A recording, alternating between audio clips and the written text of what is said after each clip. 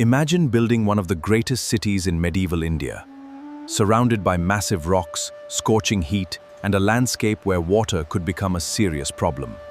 But somehow, this enormous city had water flowing through it, into tanks, gardens, royal areas, and sacred spaces. And here's the crazy part.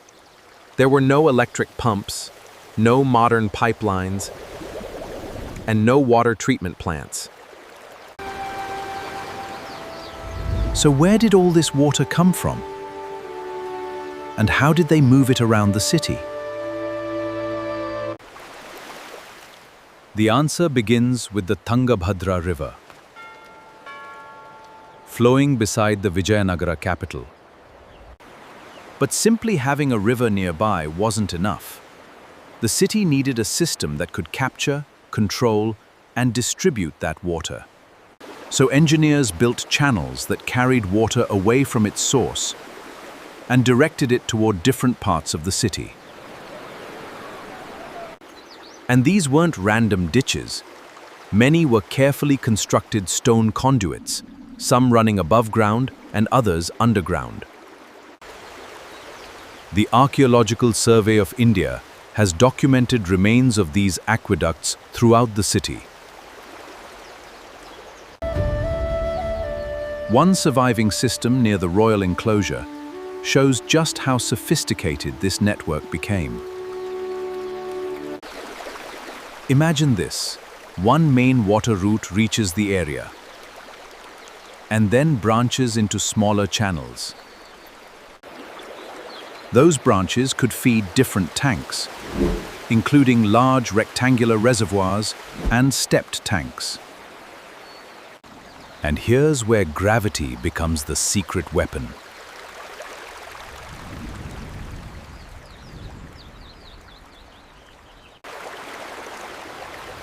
If you design the channels with the right slope, water naturally wants to travel downhill. No electricity, no engine pushing every drop. Just water, engineering, and gravity.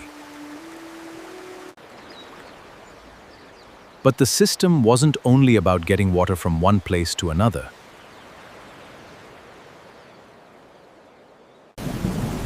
Water had to be stored because rainfall and river conditions weren't perfectly constant throughout the year. So Hampi developed a network of tanks, reservoirs, wells, and channels that worked together. Some tanks were enormous. Others were smaller, designed to serve particular areas.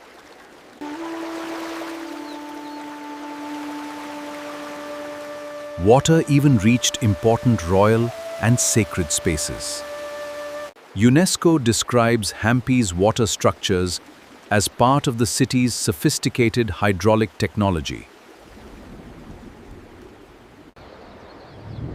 And the most fascinating part is that the city wasn't designed separately from its landscape.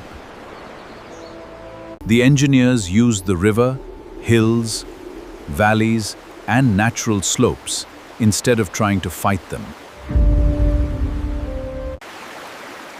That's why Hampi's water system feels less like a single machine and more like an entire network.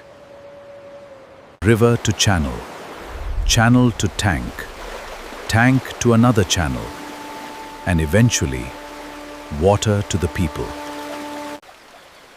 This infrastructure helped support agriculture, settlements, temples, and the enormous urban life of Vijayanagara.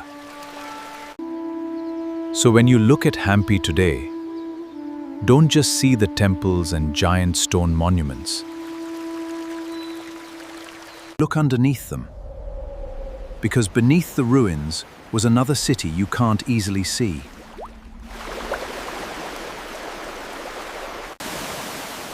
A city powered not by electricity, but by geography, gravity, and remarkably careful engineering. That's the hidden Hampi. Not just a city of stone, but a city built around water.